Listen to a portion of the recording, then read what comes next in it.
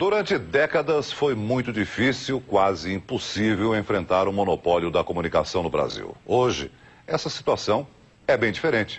Nossos repórteres vão revelar agora como o dinheiro público ajudou a manter a centralização da informação. E como, mesmo sabendo disso, pouca gente tinha coragem de dizer. A promotoria concluiu que empresas de comunicação... Jornal Nacional, TV Globo, 12 de agosto de 2009. Segundo a denúncia da promotoria, Edir Macedo deu outro destino ao dinheiro doado à Igreja Universal. É o retrato da satisfação do fundador da igreja diante da generosidade dos americanos, com suas doações em dólar. Jornal Nacional, TV Globo, dezembro de 1995. A tomar dinheiro dos fiéis. Esse é o momento da divisão do dinheiro numa igreja da Universal em Nova York. 14 anos depois, a TV Globo continua a mesma. E com o mesmo medo. Perder o monopólio que transformou verdades em mentiras durante décadas no Brasil. Ontem, um novo ataque de desespero contra a Rede Record e a Igreja Universal. Foram mais 10 minutos de agressões, sem apresentar nenhuma novidade. Veja a comparação do tempo de cobertura com as outras emissoras. Cultura não noticiou. Rede TV não noticiou. Bandeirantes, 20 segundos. SBT, 4 minutos. Globo, 10 minutos. Essas imagens foram gravadas de forma ilegal 3 anos atrás, durante um culto da Igreja Universal em Porto Alegre. Um desrespeito à liberdade de manifestação religiosa de centenas de evangélicos presentes no local.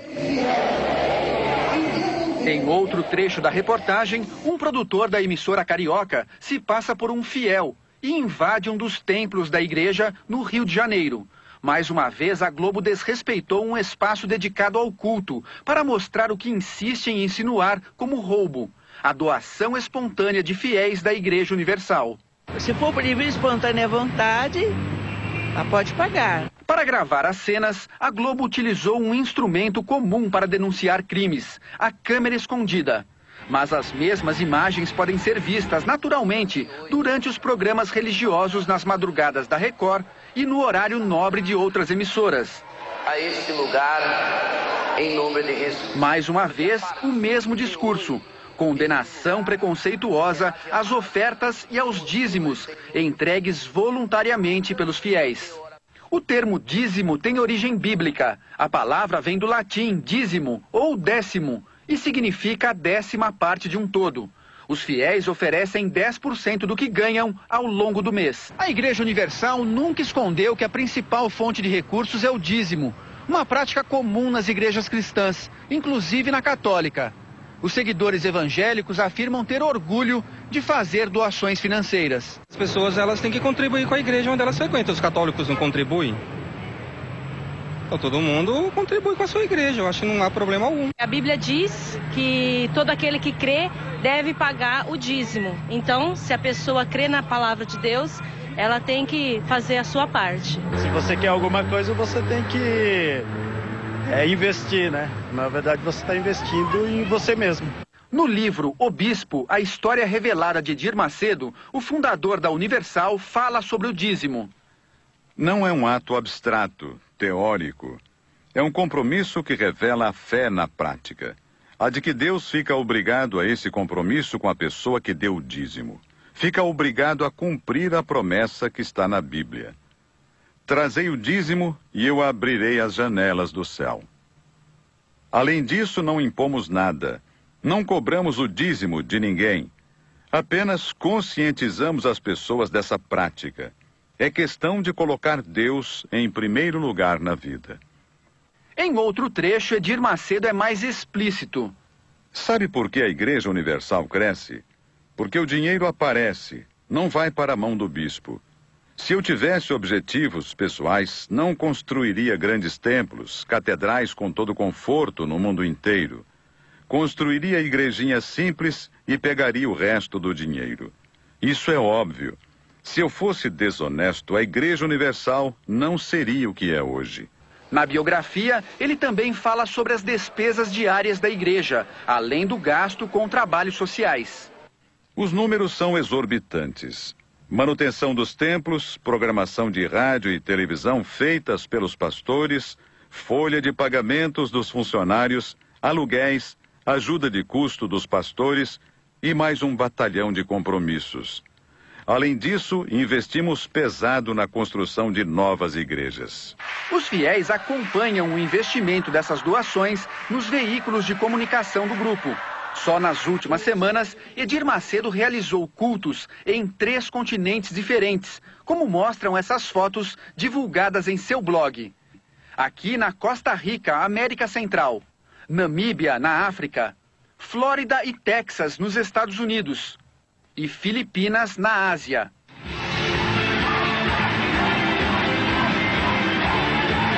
Nos ataques de ontem da Globo, a fé de todos esses evangélicos foi agredida e até ironizada. Símbolos religiosos tradicionais entre os neopentecostais, como o azeite, foram ridicularizados pela reportagem. O que a emissora da família Marinho omitiu é que símbolos semelhantes também são usados por outras religiões, como a hóstia, a água benta e o terço católicos. O velho discurso da Globo também deu espaço para um ex-frequentador, citado na denúncia do Ministério Público de São Paulo, que se disse prejudicado pela Igreja Universal. Mas, segundo a igreja, se esse fosse o parâmetro, denúncias de ex-funcionários da TV Globo também deveriam ser apuradas pelos promotores, como as graves acusações feitas pelo ex-auditor fiscal da Globo, Romero Machado, autor do livro A Fundação Roberto Marinho. O ex-empregado da emissora carioca acusa os ex-patrões de compra de notas fiscais falsas, Caixa 2, falsificação de concorrência e obtenção ilegal de verbas públicas por meio da Fundação Roberto Marinho. O ex-funcionário chega até a afirmar que havia uso indiscriminado de drogas em festas do alto escalão da Globo. No livro, o ex-funcionário da Globo ainda acusa a emissora de desviar dinheiro público da Caixa Econômica Federal para construir o Projac, sua central de novelas no Rio de Janeiro.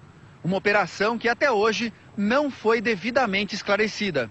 Para construir seu complexo de dramaturgia, a empresa pediu emprestado 40 milhões de dólares dos cofres públicos, um ato ilegal. Como permissionária de um serviço público, a empresa não poderia obter o empréstimo. Foi o que determinou o parecer técnico do próprio banco. Mesmo assim, o dinheiro saiu dos cofres da Caixa Econômica Federal para os cofres da Globo. Foi uma grande maracutaia, não apenas em relação ao financiamento para a construção do Projac, como também a ocupação da área. Quando vemos aí hoje choque de ordem aqui, choque de ordem ali, tirando o pobre onde o pobre está, lá a ocupação também foi irregular. A ligação com o submundo dos golpes financeiros está presente na Rede Globo, desde o seu nascimento. Há 9 anos, tramita na Justiça Paulista uma ação promovida pelos herdeiros do falecido deputado federal Ortiz Monteiro, o principal acionista da TV Paulista, hoje TV Globo São Paulo, responsável por quase metade de todo o faturamento da emissora. Eles sustentam que em 1964 a empresa foi passada para as mãos de Roberto Marinho por meio de um contrato de gaveta. Até hoje, essa transferência é questionada na Justiça. A TV Globo também é responsável por um dos maiores prejuízos do BNDES. Em 1999, quando criou a Globo Cabo, a empresa recebeu cerca de 400 milhões de reais. Em troca, o banco ficou com 5% das ações.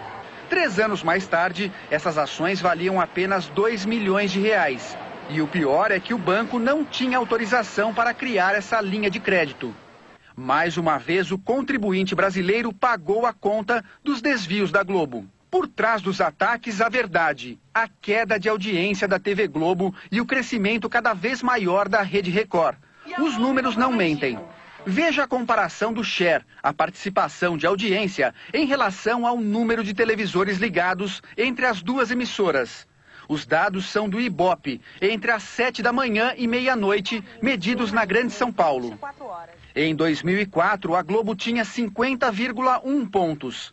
Agora, em 2009, de janeiro até julho, uma queda impressionante, 40,8 pontos. Isso mesmo, uma perda drástica de quase 10 pontos em 5 anos.